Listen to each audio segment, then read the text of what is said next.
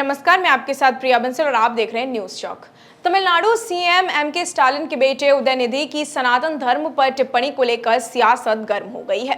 BJP ने इसे लेकर इंडिया गठबंधन से सवाल पूछा है। बीजेपी के साथ धार्मिक संगठन और धर्मगुरु भी इस मामले में मैदान में उतर गए हैं। वहीं कांग्रेस ने भी बयान कर प्रतिक्रिया दी है। तमिलनाडु सरकार में मंत्री उदयनिधि ने सनातन धर्म की तुलना डेंगू मलेरिया से की थी। शनिवार 2 सितंबर को चेन्नई में एक सम्मेलन को संबोधित करते हुए उदयनिधि ने कहा, कुछ चीजें जिन्हें हमें खत्म करना है और हम सिर्फ विरोध नहीं कर सकते। मच्छर, डेंगू, कोरोना और मलेरिया ऐसी चीजें हैं जिनका हम विरोध नहीं कर सकते, हमें उन्हें खत्म करना है। सनातन धर्म भी ऐसा ही है। सनातन का विरोध नहीं बल्कि उन्मूलन करना हमारा पहला काम है। वहीं इस पूरे मामले को लेकर बीजेपी ने कांग्रेस से सवाल पूछा है। बीजेपी नेता शाहनवाज हुसैन ने कहा कि एमके स्टालिन इंडिया गठबंधन के मजबूत स्तंभ हैं और उनके बेटे सनातन धर्म की तुलना डेंगू और मलेरिया से कर रहे हैं और इसे खत्म करने की बात कर रहे हैं। कांग्रेस पार्टी इंडिया गठबंधन के दूसरे सदस्यों को अपनी राय स्पष्ट करनी चाहिए कि वे लोग इकट्ठे होकर गठबंधन बना रहे हैं या फिर सनातन धर्म को खत्म करने के लिए इस तरह की बयानबाजी करवा रहे हैं। हिंदू महासभा के अध्यक्ष स्वामी चक्रपाणी ने एएनआई से कहा है कि स्टालिन के मंत्री को समझना चाहिए कि सनातन धर्म मिठाई नहीं है कि मुंह में डाली और गल जाएगी। सनातन धर्म सदियों से अस्तित्व में है और रहेगा। इंडिया गठबंधन से जुड़े लोग पीएम मोदी और बीजेपी से नहीं, सनातन धर्म से लड़ रहे हैं। उनका उद्देश्य सनातन धर्म को खत्म करना है। उन्होंने आगे कहा कि ये लड़ाई अब मोदी और इंडिया गठबंधन में नहीं है, ये लड़ाई अब विचारधारा की लड़ाई है, सुर और असुरों की लड़ाई है। स्वामी चक्रपाणी ने यह भी कहा है कि हम कभी भी स्टालिन विचारधारा को निशाना नहीं बनाते हैं या ईसाई धर्म या इस्लाम पर टिप्पणी नहीं करते हैं। फिर वे हिंदू सनातन को क्यों निशाना बना रहे हैं? उनको आपत्ति होती तो मोदी पर बोलते, सत्ता पक्ष पर बोलते।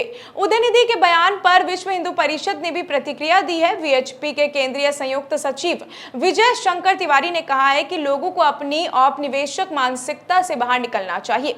औपनिवेशिक मानसिकता ने भारत को बांटने की बहुत कोशिश की है। सनातन का मतलब है जो स्वास्थ्य है। सनातन लगातार विकसित हुआ है और यह आगे बढ़ रहा है।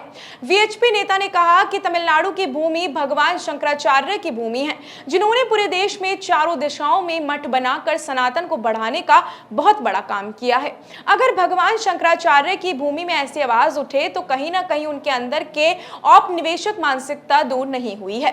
अयोध्या में राम जन्मभूमि के मुख्य पुजारी रामचंद्र परमहंस दास ने कहा है कि सनातन धर्म आदि से है, उसी से सारे धर्म और पंथों की उत्पत्ति हुई है, उसको किसी की कीमत पर मिटाया नहीं जा सकता। चाहे खेल मंत्री उदयनिधि के साथ अनेकों आ जाएं तब भी नहीं हो सकता, लेकिन सनातन धर्म आदि से आया है और अंत तक रहेगा। आइए जानते हैं कि कांग्रेस ने क्या कुछ कहा है। बयान पर महाराष्ट्र कांग्रेस कमेटी के अध्यक्ष नाना पटोले ने बयान से किनारा करते हुए कहा है कि कांग्रेस की भूमिका स्पष्ट है। किसी के धर्म के बारे में टिप्पणी करना या किसी की भावना को चोट पहुंचाना कांग्रेस का काम बिल्कुल नहीं है। सर्वधर्म स्वभाव की भूमिका जो बाबा साहेब अम्बेडकर ने हमारे संविधान में दी है, उसी भूमिका को लेकर कांग्रेस चलती है।